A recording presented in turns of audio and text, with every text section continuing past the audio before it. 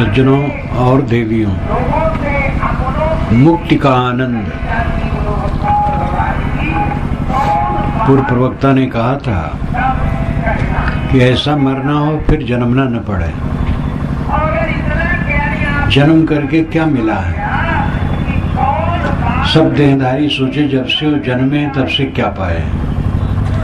दुनिया में ठोकर के अलावा और कुछ मिलता है? जीवन भर ठोकर ठोकर ठोकर। बड़े बड़े लोगों को जिनके नाम से इतिहास बना है, महाकाव्य बना है, उनके जीवन को देखो, ठोकर ठोकर ठोकर। महाभारत विश्व का विशालतम ग्रंथ है। विश्व में इतना बड़ा ग्रंथ और कोई नहीं है और इतना सुव्यवस्थित नहीं है। और महाभारत में युद्ध होता है आपस में। कौरव पांडव अपने को संभाल नहीं पाते हैं। दुर्योधन का हठ और उनको 2-3 ऐसे मिल गए हैं जो उसके अहंकार के पोषक ज्यादा हैं। और उसमें जो संकट हुआ, एक बार वेदव्यास ने धृतराष्ट्र से कहा कि तुम अपने बच्चों को समझाओ। कहीं महाराज आप आए हैं, आप ही समझा दीजिए। वेदव्यास बेचारे धुन दबा के भाग गए। वेदव्यास का पौत्र था दुर्योधन और वेदव्यास जैसा महापुरुष उसको समझा नहीं पाया।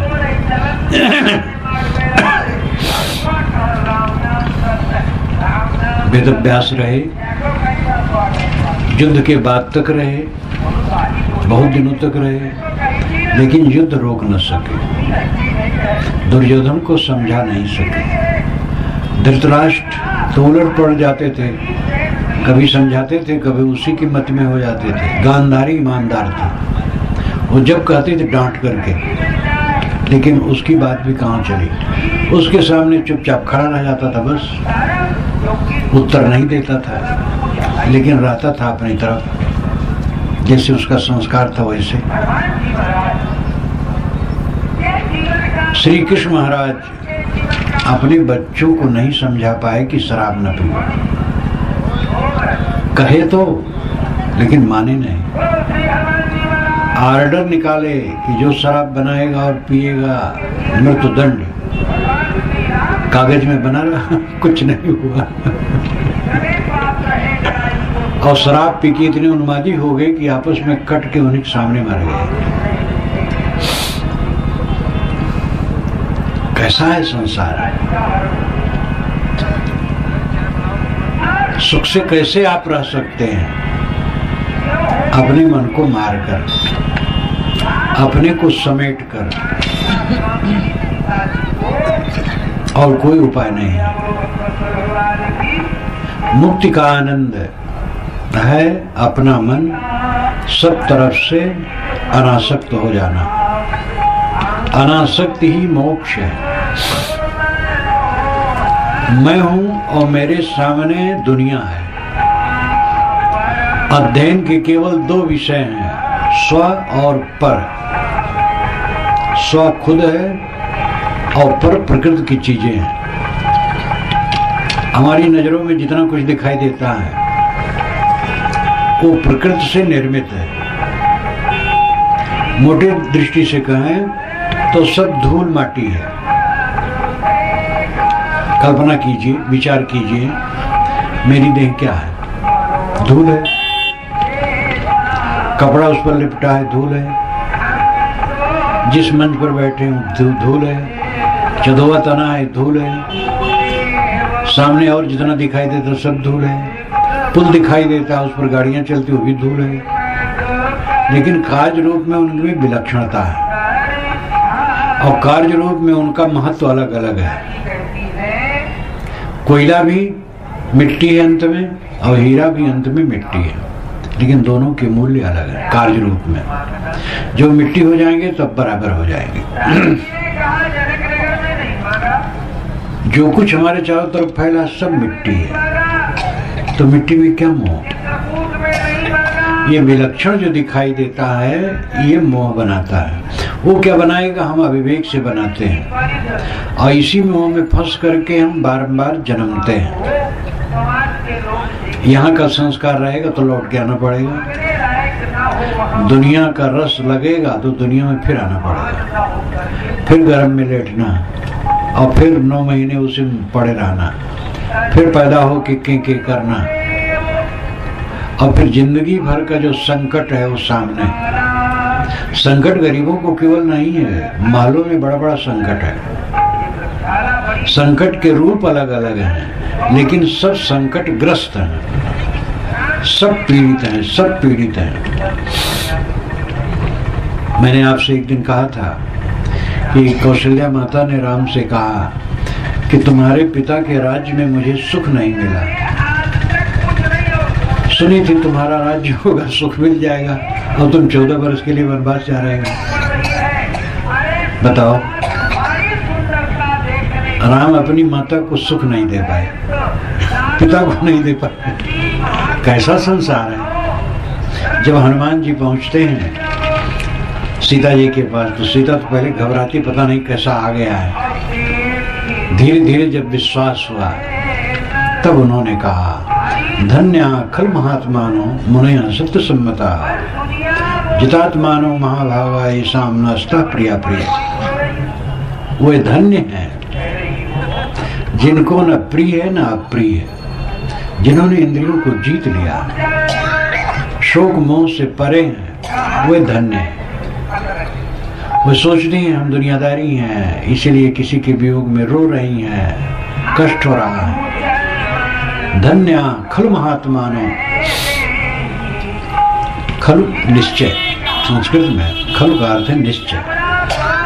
धन्य खलु महात्मानो, निश्चित है वह महात्मा धन्य।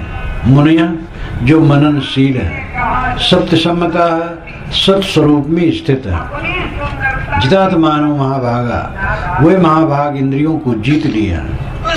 ये सामना अस्ता प्रिय प्रिय, न उनको कुछ प्रिय है न अप्रिय। 10 जगह मोह करो तो 10 तकलीफ है, 2 जगह मोह करो तो 2 तकलीफ है, 1 जगह मोह करो तो 1 तकलीफ है, और कहीं मोह न करो तो कहीं तकलीफ नहीं है। अब मोह तो छोड़ना है, जबरदस्ती एक दिन आएगा काल और झटक के ले जाएगा। मोह तो छोड़ना है, पहले छोड़ के जियो, जीवन मुक्त आनंद, मुक्ति का आनंद अनासक्त स्थिति में मिलता है। अनासक्त हो, अनासक्त ही जीवन है। कल मैंने कहा था घोरांगिरस ने कृष्ण महाराज को जीवन यज्ञ का उपदेश दिया था। जीवन यज्ञ तब बनता है जब अनासक्त हो, पूरा जीवन उसका यज्ञ बन जाएगा। और गीता में इसका प्रभाव है। उन्होंने द्रव्य यज्ञ से ज्ञान यज्ञ को श्रेष्ठ कहा और हवन तर्पण करने वालों को तो बहुत ही कहा। याम इमाम पुष्पिताम वाचम प्रवदन विपश्चिता वेद बादरता पार्थ नानदस्तीत वादिना कामात्माना स्वर्गपरा जरम कलम परम्पराम क्रिया विशेष बहुलाम भोगेश्चर्यगतम प्रति भोगेश्वर प्रसक्तानाम तया चेतसाम व्यवसात्मका बुद्धि समाधो न विधीयते। ये जो वेद वेद कहने वाले चिल्लाते हैं, हल्ला करते हैं, कर्म कांड, इनकी बुद्धि स्थिर नहीं है। वैदिक कर्म कांड का फल दुख है, क्योंकि बारंबार जन्म लो मरो, यही तो उसमें फल मिलता है। इनसे ऊपर उठो। त्रैगुण विषयावेदान स्त्रिगुण भव अर्जुन। आय अर्जुन, वेद त्रिगुण कर्म कांड के उपदेशक है, तुम तीनों गुणों से ऊपर हो जाओ। तो वेद केवल त्रिगुण के ही उपदेशक नहीं है, उनमें हीरे मोती हैं। लेकिन अधिक कर्मकांड होने से लेखक ने ऐसा कहा है। और वेद में भी ऐसे वचन हैं जो सीधे अमृत स्थित को पहुंचाने वाले हैं। अष्टाचक्रानों द्वारा देवानाम पूर्योद्या तस्याम हृदय कोशा स्वर्गोजुत साबता है। 8 चक्र 9 द्वारे वाले देवताओं की नगरी अयोध्या शरीर है। तस्याम हिरण्याकोशा, उसमें सोने का खजाना है और वो ज्योतित है। तस्याम हिरण्याकोशा स्वर्गो ज्योतिषाविता है, ज्योत से आवृत है और वही स्वर्ग है। कितना आध्यात्मिक स्वरूप है। अयोध्या शब्द इस मंत्र में वेद के आया है, ये अथर्ववेद में। और पता नहीं अयोध्या नगरी थी तब ये नाम आया है, इस नाम के बाद अयोध्या नगरी नाम पड़ा। लेकिन अष्टाचक्रानों द्वारा देवानामपुर अयोध्या, 8 चक्र है शरीर में। चक्र कहीं नहीं है, काल्पनिक है, लेकिन ये धारणा पुरानी है, वेद में है 8 चक्र। मूलाधार, स्वादिष्ठान, मणि, पुराणाहार, विशुद्धि, आज्ञा, सहस्रार, सुरत कमल, ये गुदा से लेकर के खोपड़ी तक माना है कहीं नहीं। यही कुंभ मेले में मैं एक बार था, शायद 89 है, तो आनंद देव गिरी जो हाई कोर्ट के जबरदस्त वकील थे वो मिलने आए रात में। तो वो आनंद देव गिरी गोरखनाथ की परंपरा से जुड़े रहे, तो कुछ बात करने लगे कि महाराज कुंडलनी, मेरी माता पढ़ी नहीं थी, लेकिन उसको कुंडली का अनुभव हुआ। तो मैंने कहा कुंडलनी कहीं नहीं है, तो हंसने लगे। कहे महाराज मैं तो क्रिमिनल वकील हूँ, कई बार पोस्टमार्टम में देखने जाता हूँ तो आप सच कहते हैं कहीं नहीं, कुंडलनी नाम की कोई चीज नहीं। लेकिन जो मैं कह रहा हूँ थोड़ा सुन लीजिए, मैं जरा ज्यादा बक्की हूँ, बोलते खूबते, तो सुनने लगा। तो 8 चक्र जो देह में बताया गया है वो कहीं है नहीं, लेकिन ये धारणा पुरानी है। वेद में अष्टचक्र और 9 द्वारा, दोनों आंख, दोनों नाक, दोनों कान, इच्छे, मुख साथ और टट्टी पेशाब की जगह, ये 9 द्वारा। देवानामपुर अयोध्या, देवताओं की अयोध्यापुरी ये शरीर है। तो अयोध्यापुरी ये शरीर देवताओं की है। कौन देवता है? ये इंद्रियां देवता।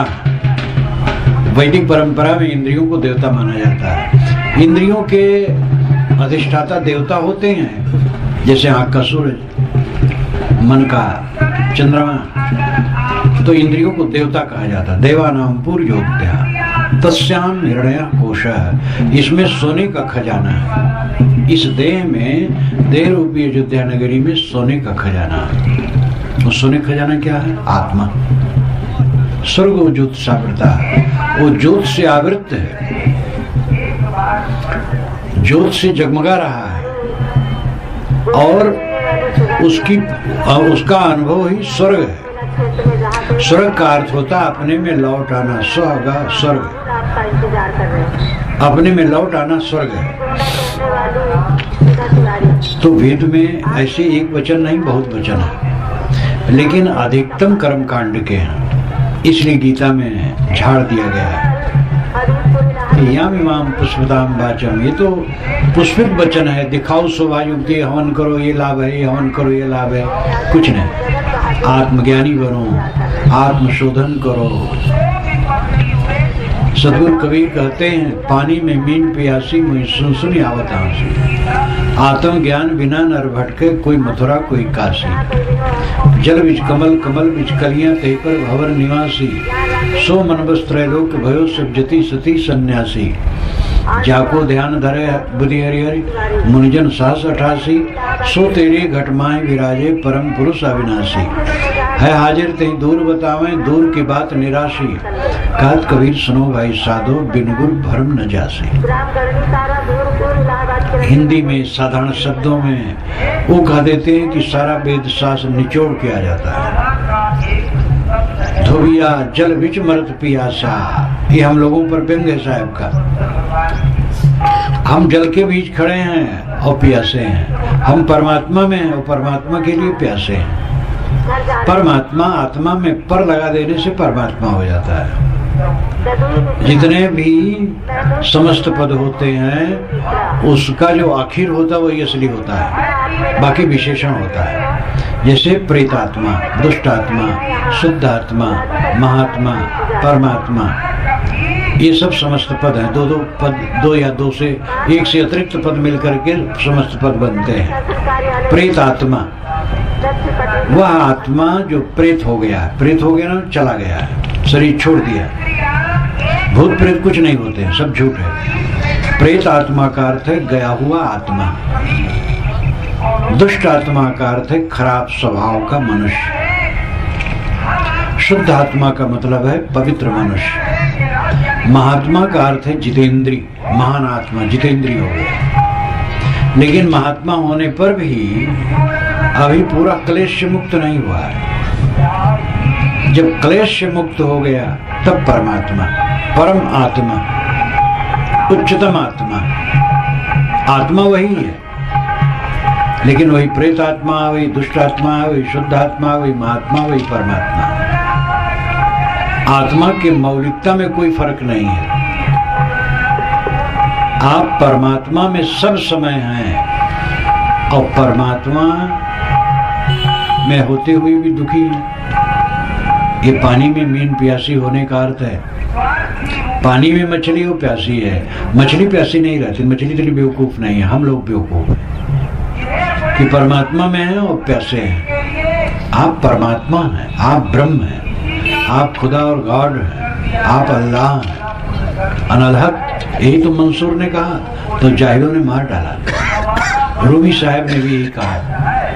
रूमी साहब तो पहले साधारण रूप से उपासक थे, 5 वक्त नमाज पढ़ना, उनके पिता काफी विद्वान थे और उनको साथ लेकर के उस समय के मारे, अब लेख आ जाएगा पारक में कुछ दिन में, तो लेकिन जब उनको सम से तबरेज मिले, तबरेज के रहने वाले शम्स, एक सूफी संत, तब उनके साथ लग गए। उच्च संस्कारी थे ही, 5 वक्त नमाज पढ़ना और रोजा रहना और बहुत भावना में मशगूल रहना। जब शम्स से मिले तो फिर उच्च अवस्था आ गई। किसकी शादी, किसका गम, वो अल्लाह दम पर दम, न शादी न गम, ऐसी अवस्था आ गई और रूमी साहब मस्त हो गए। परमात्मा बाहर नहीं है, परमात्मा आपका अस्तित्व है। दुख क्यों है? अपने स्वरूप को समझते नहीं। आपन को आप ही बिसरो, आपन को, अपना अस्तित्व, अपने आप खुद भूल गए हो। ये दुनिया को देखकर चारों तरफ मन फैल जाता है। छोटा बच्चा है, कुछ नहीं जानता है, शिशु आँख खोलता है तो माँ से धीरे धीरे परिचित होता है, फिर माँ दूसरे परिचय देती है, फिर एक एक मुंह बढ़ता है और उलझता चला जाता है। जितने नाम रूप हैं, शिशु पूरा अपरिचित है उससे, धीरे धीरे नाम रूपों से परिचित होता है और उलझता चला जाता है, राग रंग चढ़ता चला जाता है, आवश्यकताएं बढ़ती चली जाती हैं, इच्छाएं बढ़ती चली जाती हैं और दुख का घर हो जाता है उसका मन। अनेक संस्कारों से जटित होकर के अपने को उलझा लेता है। आपका नंगा स्वरूप शुद्ध चेतन है, नंगा, केवल बका, अरबी में कहते बका, संस्कृत में कहते हैं शेष। आपका शुद्ध शेष स्वरूप बका, शुद्ध चेतन मात्र है। उसमें नाम रूप नहीं, गुणकर्म नहीं, कोई स्वभाव नहीं, कोई दुनिया का ऐश्वर्य नहीं। उसका अपना ऐश्वर्य क्या है? असंगता, अकेलापन। इस अकेलेपन को समझो। आप चाहे जितनी भीड़ में चले जाओ, उससे फिर अकेले हो जाओगे। कितने प्रेमी मित्र मिले हैं, उनसे छूट जाओगे। पति पत्नी छूटते हैं, पिता पुत्र छूटते हैं, भाई भाई छूटते हैं, गुरु से छूटते हैं। सारा संबंध हम जबरदस्ती बनाते हैं, व्यवहार के लिए बनाना भी पड़ता है, लेकिन अंत में अकेला रहना है। जाना है अकेला तो झमेला कोने काम का। ये झमेला कब तक है? बड़ा बड़ा झमेला स्वप्न हो जाता है और सुसुप्त हो जाता है, कुछ नहीं रह जाता। सबके बीच में बैठा हूँ, अभी सांस टूट जाए बस खत्म। फिर आप लोग सोचेंगे अब गाड़ो वाड़ो भाई प्रबंध करो और सब खो जाएगा। इस तत्व को समझने की जरूरत है। जीव अकेला है, जीव बुनियादी शब्द है, जैसे मनुष्य बुनियादी शब्द है। उसके पश्चात माँ है, बाप है, कलेक्टर है, कमिश्नर है, गुरु है, आचार्य है, नेता है, बहुत विशेषण है। लेकिन बुनियादी शब्द क्या है? मनुष्य। ऐसे आध्यात्मिक शब्दों में जीव बुनियादी शब्द है। बीजक में कबीर साहब ने जीव बहुत कहा है। उनका विचार ही ऐसा बुनियादी था कि वो धरती से बात करते थे, आकाश में उड़ के नहीं करते। जीव बुनियादी शब्द है, उसी को आत्मा कहते हैं, ब्रह्म कहते हैं, चेतन कहते हैं, परमात्मा कहते हैं। और खुदा गॉड अल्लाह जो कुछ भी कह लो, वो सब की चरितार्थता आत्मबोध और आत्म शांति में होगी। बाहर से कुछ मिलेगा नहीं। परमात्मा के दर्शन की बात ये महाकाव्यों और पुराणों में कहना शुरू किया गया है। चारों वेदों में, 6 शास्त्रों में, समस्त उपनिषदों में कहीं भी परमात्मा के दर्शन की बात नहीं। दर्शन जिसके होते हो परमात्मा नहीं होता, हो तो विषय होता है। रूप के दर्शन होते हैं और रूप विषय होता है। श्रुति ही कहते यत् चक्षुषा न पश्यत येन चक्षुंस पश्यत तदेव ब्रह्मत्वं विद्येतम यदमुपास्ते। आंखें जिसको नहीं देखती किंतु जिसकी सत्ता से आंखें देखती है उसको तो ब्रह्म जान। आंखों से देख करके जिसकी तू उपासना करता वो ब्रह्म नहीं। ऐसे हर इंद्रिय के लिए कहा गया। गोस्वामी जी ने हर आगंतुक को श्री राम के सौंदर्य में मोहाया है। कोई भी आया है श्री राम से मिलने तो श्री राम के सौंदर्य में उसको मोहा दिया है। लेकिन वे भी जब खाटी की बात कहे शुद्ध, तब कहे गो गोचर जहाँ लग मन जाई सो सब माया जानो भाई। देखी सुनी गुनी मन माही मोह मूल परमार्थ नाही। जितना देखो सुनो मन में सोचो वो मोह का कारण बनेगा, परमार्थ उसमें नहीं है। जहां तक नाम रूप का प्रपंच पसारा है इनमें हम अपने को उलझा लिए और कुछ संबंध अंत में नहीं। जब तक है व्यवहार विवेक से करना पड़ेगा। विवेक से व्यवहार करना, मोह से करना, इतने में फर्क है बंध और मोक्ष में। विवेकवान को भी शरीर की क्रियाएं करनी होगी, सफाई स्वच्छता भी रखना होगा, खाना पीना और खाने पीने के लिए काम भी करना चाहिए सबको। तो ये व्यवहार तो सबको करना है, लेकिन औसत रूप में कल्याण की दृष्टि से कि भोग बुद्धि से, यही फर्क है। भोग बुद्धि है वही रोग है, त्याग बुद्धि है वही मोक्ष है। अनासक्ति पूर्वक जीवन का निर्वाह लेता है विवेकवान और अपने स्वरूप में शांत रहता है, अपने आत्मा में शांत रहता है। गोस्वामी जी ने भी कहा जीव पाव निज सहज स्वरूपा, निज सुख बिन मन होई किथीरा। निज सुख के बिना मन स्थिर नहीं हो सकता है। सच्चे सुख के लिए ऐश्वर्य नहीं चाहिए, सच्चे सुख के लिए मन की पूरी निर्मलता चाहिए और निर्मलता के साथ बोध चाहिए। बोध नहीं है तो लाल पीला देखता रहेगा, आंख बंद करेगा लाल पीला उसमें कुछ दिखाई देगा तो उसी को परमात्मा माने रहेगा। कहीं आवाज को माने रहेगा, कहीं गंध को माने रहेगा और फिर वो लटका रहेगा। जब सारा दृश्य शांत हो जाए, आवाज नहीं, रूप नहीं, कुछ नहीं,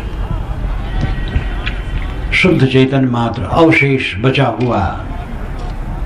जब तक संकल्प विकल्प आते हैं साक्षी भाव है, संकल्प शांत हो गए कैवल्य दशा है। ये मोक्ष अवस्था है। उसकी परिभाषा है अनासक्त हो करके जियो। अनासक्त होकर के जियोगे तो साथियों को पीड़ा नहीं दोगे, परिवार वालों से कलह नहीं करोगे।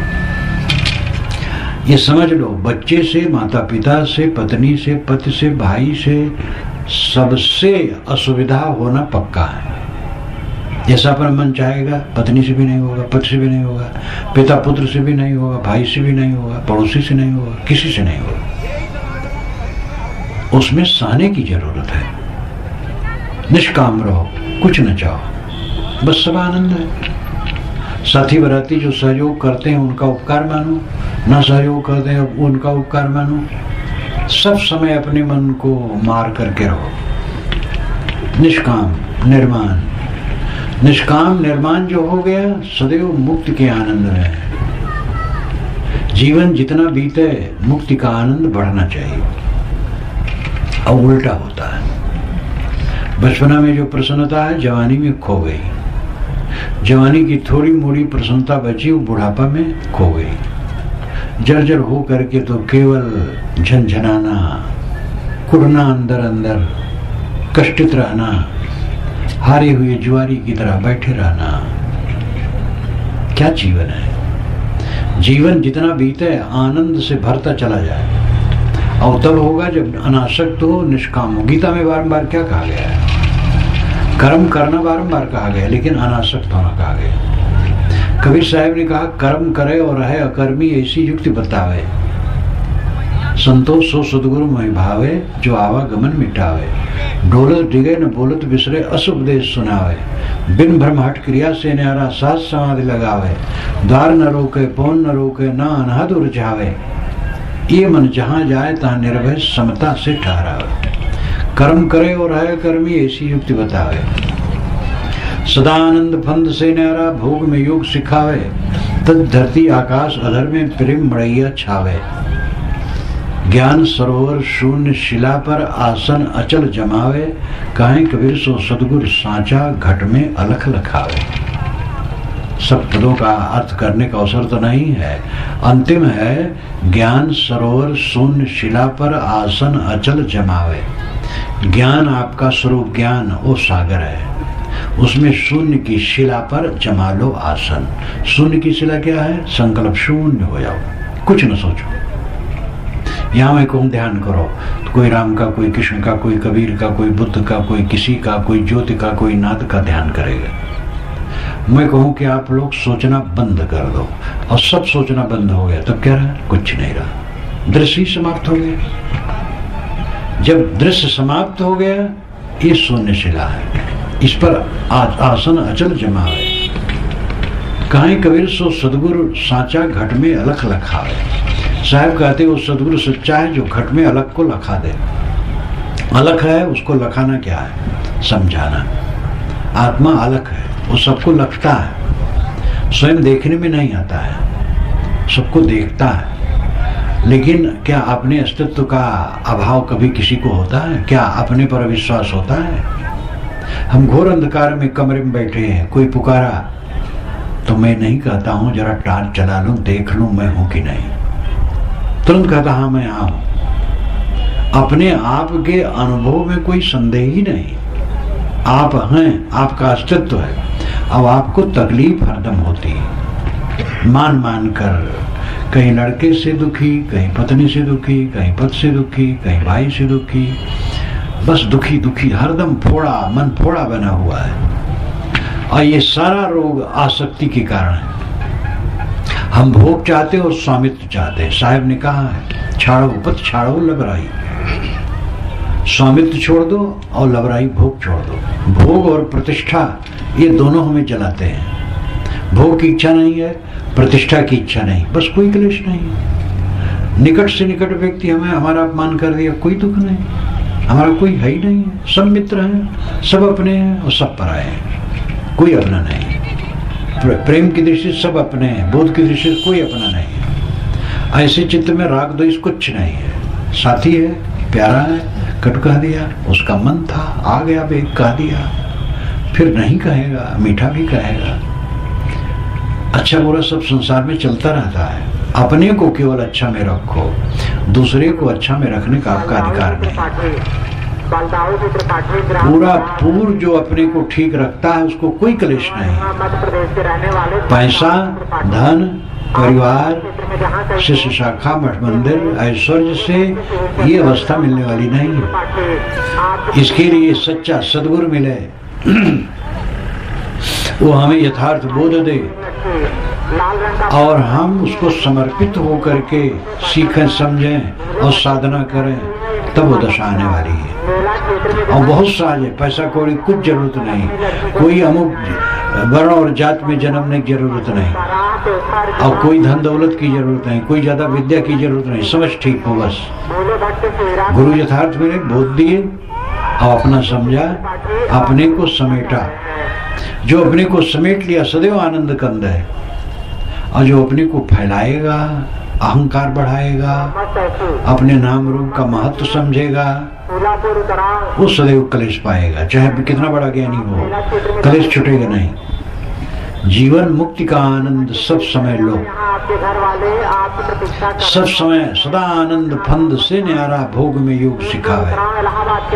सदैव आनंद में रहो, फंद से न्यारा है जो ये आनंद में है, भोग में योग सिखाना।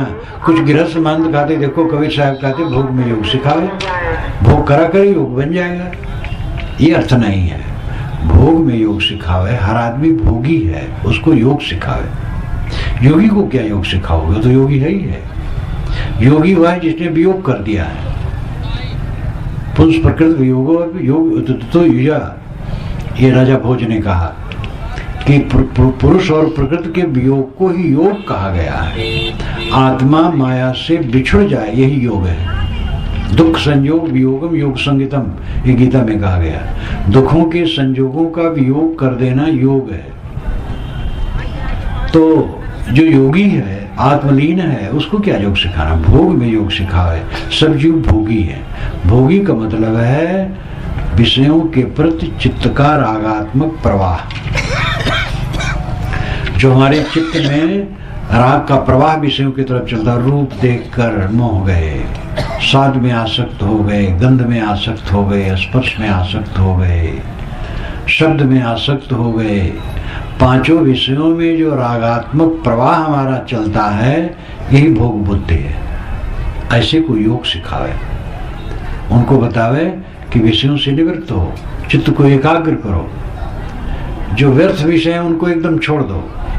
स्त्री पुरुष जनित जो भोग है वो केवल गर्भाधान के लिए है, बस। बैल ये जानता है, बैल जो सांड कहते हैं, गायों में चरेगा लेकिन कामातुर नहीं रहेगा।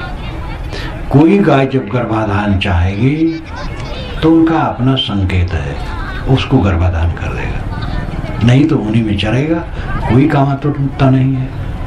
ऐसे गाय स्वयं भी कामातुर नहीं, गर्भाधान हो गए बस हो गए। कितनी जानवरों में है केवल गर्भाधान के लिए संयोग। ये आदमी ऐसा जानवर पतित है, सड़ रहा है इसमें बड़ा बड़ा, बूढ़े हो गए हैं, विषय वासना नहीं छोड़ पा रहे हैं। और विषय वासना छोड़े बिना उच्च आध्यात्मिक स्थिति में कोई भी सफल नहीं हो सकता है। श्रुति कहती है कि यह ज्ञान उसको सफल होगा जो ब्रह्मचर्य से रहता हो। ब्रह्मचर्य, ब्रह्मचर्य में दो शब्द है, ब्रह्म और चर्य। ब्रह्म नाम श्रेष्ठ, चर्य नाम आचरण। श्रेष्ठ आचरण क्या है? कहीं लालच न करना। देह में ललचा गए, स्त्री को देख के ललचा गए, स्त्री के देह में सुख होता तो स्त्री अपने देह के सुख को लेकर सुखी रहती। स्त्री पुरुष के देह को देख के ललचा गई, और पुरुष के देह में सुख होता तो पुरुष अपने देह के सुख को लेकर सुखी रहता। दोनों भ्रम में है, न उसके देह में सुख है न उसके देह में सुख है, और इस भ्रम में पढ़ करके सब जल रहे हैं। तो गृहस्थी में इतने काफी है, गर्भाधान हो गया, एक दो बच्चा हो गया, अब तो दो नहीं एक काफी है। और साधना से रहो, और बाकी जो खान पान व्यवहार बर्ताव है उसमें भी रागात्मक बुद्धि न हो। भोजन वो असली है जो सादा हो, सुपाच्य सादा। गरीबों का भोजन असली भोजन है। अमीरों का भोजन तो रोग का घर है। तला भुना, मिर्च मसाले और मिष्टान और खूब घी और तमाम ये सब चीजें, सब रोग का घर है। घी खाना हो थोड़ा खाना चाहिए, और घी कोई खास चीज नहीं है। तो सादा भोजन जो जल्दी पच जाए वही असली भोजन है। भोजन में मोह नहीं, कपड़े में मोह नहीं, किसी चीज में मोह नहीं, अनासक्त, ये योग है। विषय से निवृत्ति है। विषयों की आसक्ति हमें रुलाती है। विषयों की आसक्ति छोड़ करके मोक्ष का आनंद होता है। जब हमारा मन कहीं न ललचाए तो सब समय आनंदित है। ध्यान दीजिए, ये सरल भाषा में है। लालच जिसका सब समाप्त हो गया वो मुक्ति में है। कहीं लालच नहीं, कहीं आकर्षण नहीं है, कहीं खिंचाव नहीं है। जब बाहर का खिंचाव बंद हो गया तो अपने आप में लीन, आत्मलीन। तो मुक्ति का आनंद सब लो। इच्छा को घटाओ, वासना को घटाओ, कामना को घटाओ, अहंकार को घटाओ, क्रोध को घटाओ, क्षमा करो, गम खाओ, संतोष रखो, सिर झुका के रहो, झगड़ा न करो, कलह से बिल्कुल अलग रहो। कोई कलह करे स्वयं कलह न करो। गाली दे उसको गाली न दो। नहीं सप्ताह प्रत्सपामि किंचित दमम द्वारम अमृतस्य वेदिम गुह्यम ब्रह्म तदिदम ब्रवीम नहीं मांसा श्रेष्ठतर में किंचित। ये महाभारत के आखिर में आता है। नहीं सप्ताह प्रत्सपामि किंचित। सप्ताह का मतलब है जो गाली खाया हो, शापित, सप्त। मुझे लोग गाली देते हैं, मैं किंचित भी उसको गाली नहीं देता हूं। नहीं सप्ताह प्रत्सपामि किंचित। जो मुझे गाली देता है उसको मैं थोड़ी भी गाली नहीं देता हूं। क्यों? दमम द्वारम अमृतस्य वेदिम। मैं जानता हूं कि आत्म दमन ही अमृत का द्वार है। अपने अहंकार को मार लेना ही अमृत का द्वार है। गुह्यम ब्रह्म तदिदम ब्रवीम। मैं एक गोपनीय बात आप लोगों से कहता हूं। नहीं मांसा श्रेष्ठतर में किंचित। मनुष्य श्रेष्ठतर कुछ नहीं है। मनुष्य सर्वोच्च है। यही कबीर साहब ने कहा, अल्लाह राम जीव तेरी नाई, जय पर मेहर हो तुम साईं। ऐ मनुष्य तू स्वामी है, सारे ज्ञान विज्ञान का स्वामी है, सारे देवताओं का सृजक है, तमाम ईश्वरों का सृजक है। तो तमाम जो ईश्वर बनाता है वो तेरा सृजन है। असली ईश्वर तो घट घट में है, उसका सृजन नहीं होता है। तो मुझे जो गाली देता है मैं थोड़ी भी गाली उसको नहीं देता हूं, क्योंकि मैं समझता हूं आत्मदमन ही अमृत का द्वार है। और श्रेष्ठ बात यह है कि मनुष्य सर्वोच्च है। पूरा पारक सिद्धांत, पारक हर जगह है, हर जगह पारक के सूत्र है। जब मैं निरुक्त पढ़ता हूँ यास्क मुनि का, यास्क मुनि आज से 2800 वर्ष पूर्व हुए हैं, उन्होंने वेदों पर निरुक्त लिखा है और उनके निरुक्त के आधार पर वेदों को समझना सरल होता है।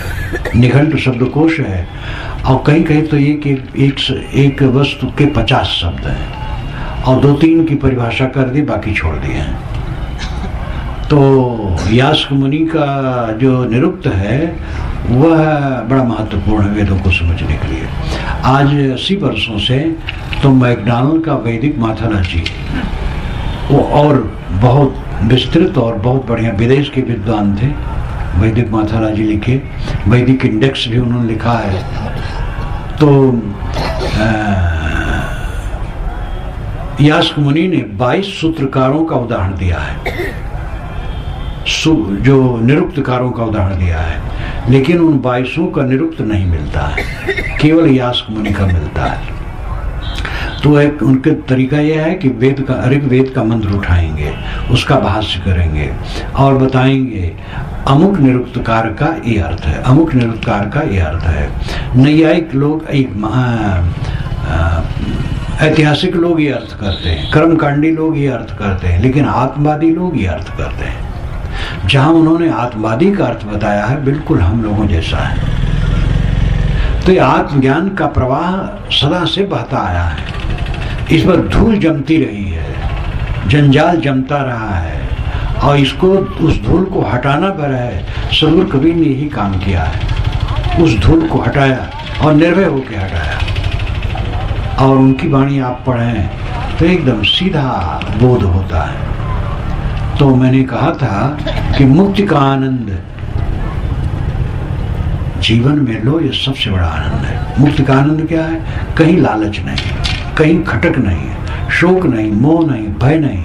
अब जीवन में चलते चलते बात आती है, समस्या आती है, कहीं अर्थ संबंधी समस्या, जमीन संबंधी समस्या, मकान संबंधी, परिवार संबंधी और कई चीजें समस्या आ जाती हैं, उनके लिए शोक करने की जरूरत नहीं, काम करो, वो समाधान हो जाएगा, सब हो जाएगा। और अंततः सब छूट जाना है, अपने साथ तो कुछ रहना नहीं, लेकिन व्यवहार तो करना है, विवेक से करना है। वो व्यवहार करते रहो, चिंता मत करो। जब जनक के मुख्य द्वार पर आग लग गई तो सिपाही आके कहे कि हुजूर आग लग गई। उन्होंने कहा ना मैं दहत किंचना, मेरा कुछ भी नहीं जलता। तो इसका मतलब नहीं कि उन्होंने बुझाने नहीं कहा हो, इतना अपने को ऊपर रखो, अनासक्त रखो कि जो कुछ है उसमें पीड़ित ना हो। सेवा करो, काम करो, व्यवहार करो। घटना आ गई, प्रिय मर गया है तो रोने से जी जाएगा, उसका कफन दफन करो, धीरज रखो। जो जीवित है उनकी सेवा करो, आगे एक दिन अपना ही शरीर नहीं रहेगा। विवेक से काम करने, सारी समस्याओं का समाधान होना है। आप स्वयं कल्पना कीजिए, आज से 10 वर्ष, 20 वर्ष, 30 वर्ष, 40 वर्ष पूर्व आपके सामने समस्या आई थी, आप पीड़ित हुए थे, लेकिन आज उसको लेकर के आपको हंसी आती है। कुछ भी नहीं था, सब बेकार था, सब ठीक हो गया। तो ये सारी समस्याएं सुलझती चली जाती हैं। धीरज रखो, धीरज से काम करो। कहीं भाग जाओ तो भागने से थोड़ी काम बनेगा। घर छोड़ करके भाग जाओ कहीं जंगल में, जब खाने नहीं मिलेगा तब क्या करोगे? खाना चाहिए और फिर रहना चाहिए, फिर छाया चाहिए, फिर रक्षा भी चाहिए, फिर तकलीफ हो जाए तो चिकित्सा भी चाहिए, कपड़े भी चाहिए। तो भागने से कहीं काम बनेगा? जहां हो भागो मत, बदलो, अपने को बदलो, अपने को व्यवस्थित करो। जो समस्याएं, धीरज रखो, समझ लो कि उसका समाधान होना पक्का है। घबराओ मत, चिंता मत करो। चिंता रहित जीवन, शोक मोह रहित जीवन, ये मुक्त जीवन है। ये काम, इस कमाई को सब करो बस।